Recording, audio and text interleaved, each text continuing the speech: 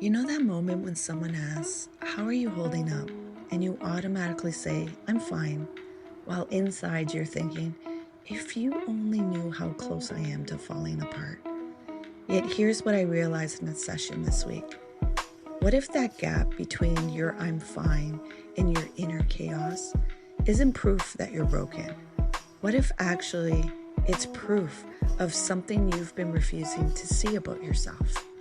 Because the person who can hold that much pain and still show up for others, the person who can smile at the grocery store checkout while carrying grief that could level most people, that's not fragility pretending to be strength. That's raw, unglamorous greatness you've been walking around with completely unaware. Welcome to the Lift Oneself podcast. I'm your host, Nat Nat, and let's go into a mindful moment.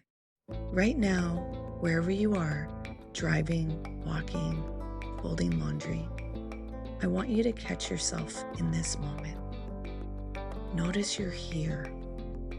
After everything that's happened to you, all the ways life's experiences has felt like it was going to break you down, all the mornings you didn't want to get up, you're still here, breathing, listening. Put your hand wherever it wants to go in your body. Maybe your chest, maybe your stomach. Feel that warmth. That warmth, it's been carrying you this whole time, and you had no idea, did you? Take a deep breath in, opening up your body, allowing that tension, that tightness to loosen up. Feel the depths of what your body is carrying. That feeling you just had, that recognition of your own resilience, I watched it happen in real time this week. She came in talking about her mother's death 3 years ago, how she should be over it by now, how she felt weeks for still crying in her car after work. And then she said something that stopped me cold. I held her hand for 18 hours straight in that hospital. I didn't eat, didn't sleep. I just held on. I asked her, "What kind of person does that?" She looked confused. "I don't know, any daughter would." "No," I said.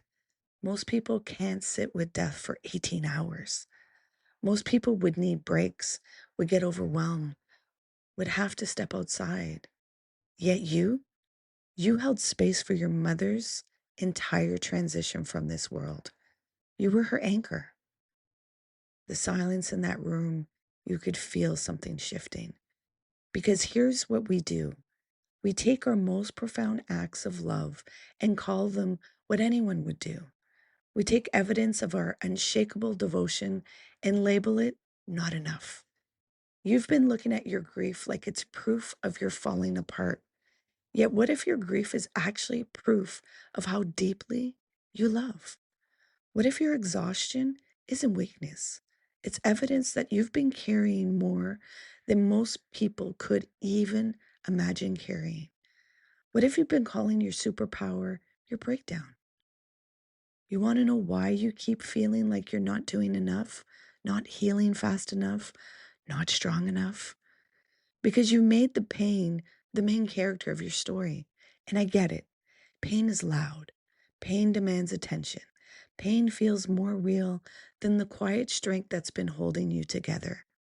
Yet here's the thing nobody tells you about leaning into pain. It doesn't mean wallowing in it. It doesn't mean making it your whole ass identity. Leaning in means looking it straight in the face and saying, "Okay, you're here. I see you. I feel you. Now what else is here with you?" Because you know what else is real? The fact that you got up this morning. The fact that you're still here, still trying, still caring about people, even when caring hurts. The fact that right now, someone in your life feels safer because you exist. Someone sleeps better at night because they know you're in the world. Someone has hope because they've watched you survive what look unsurvivable. You think that's nothing? You think that's ordinary? That's power you didn't even know you possessed. So here's what we're going to do right now. Think of one thing about yourself that you've labeled as too much, too sensitive, too intense. Got it? Now, I want you to flip the script. Your too sensitive is actually your superpower to feel what others miss. Your too intense is actually your refusal to live a shallow life. Your too much is actually the perfect amount for someone who needs exactly what you have to offer. The thing you've been trying to fix about yourself, it might be the thing the world needs most from you.